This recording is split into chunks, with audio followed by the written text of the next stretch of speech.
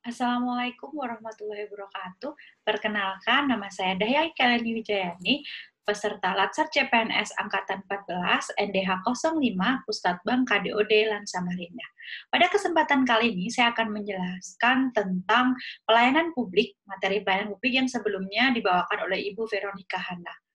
Oke, kita langsung mulai saja. Sebenarnya apa sih pelayanan publik itu? Ini definisi menurut undang-undang ya, kegiatan atau rangkaian kegiatan dalam rangka memenuhi kebutuhan pelayanan sesuai dengan peraturan perundang-undangan.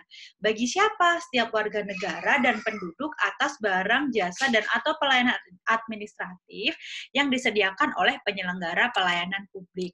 Kalau dalam bahasa sendiri mungkin bisa diartikan lebih gampang ya, artinya pelayanan publik itu adalah pelayanan yang diberikan oleh instansi pemerintah, bisa BUMN, BUMD, kementerian, yang menggunakan uang pajak, karena itu pemerintah ya, dan tujuannya untuk apa sih? Untuk melayani publik atau masyarakat. Nah, pertanyaan selanjutnya, kenapa sih harus ada pelayanan publik? Kenapa pelayanan publik ini menjadi sesuatu yang harus kita bahas? Pertama, dari lahir kita bisa tahu ya bahwa kita sudah merasakan pelayanan publik.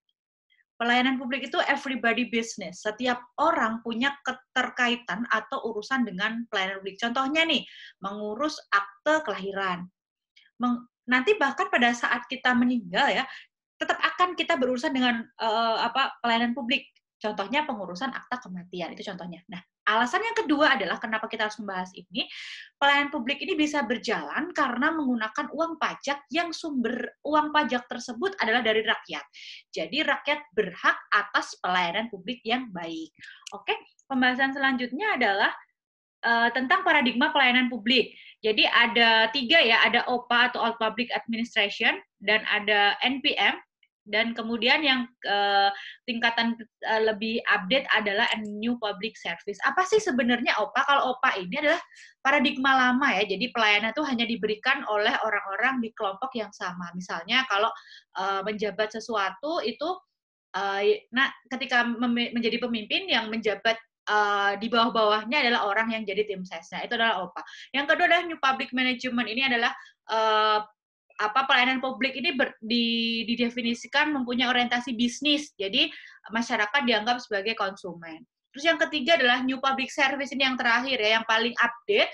New Public Service adalah pendekatan demokrasi, karena yang dilayani adalah masyarakat, dia bukan objek bisnis. Makanya muncullah Undang-Undang 25 tahun 2019 tentang pelayanan publik. Kemudian di dalamnya muncul SOP dan pelayanan pengaduan. Kemudian muncul juga perspektif baru seperti WOG. Terus bagaimana sih prinsip pelayanan publik? Ada 9 ya, berkeadilan, artinya adil ya. Akuntabel, dapat dipertanggungjawabkan. Partisipatif, berarti harus berpartisipasi semua ASN untuk melayani publik. Kemudian transparan, harus transparan ya. Aksesibel, mudah diakses oleh warga atau masyarakat. Kemudian responsif, kita sebagai ASN harus responsif. Kemudian efektif, efisien, harus mudah dan murah. Dan kemudian yang terakhir adalah tidak diskriminatif.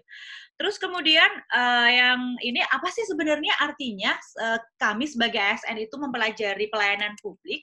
Yang pertama adalah kita harus memahami bahwa sebagai seorang ASN kita punya peran wajib yang harus kita laksanakan karena sudah diamanatkan dalam Undang-Undang ASN Nomor 5 Tahun 2014, yaitu sebagai pelayan publik. Artinya apa? Bahwa kita harus menjadi ASN yang bisa bertanggung jawab atas peran kita masing-masing di instansi kita masing-masing. Dari segi terus yang kedua, apa artinya?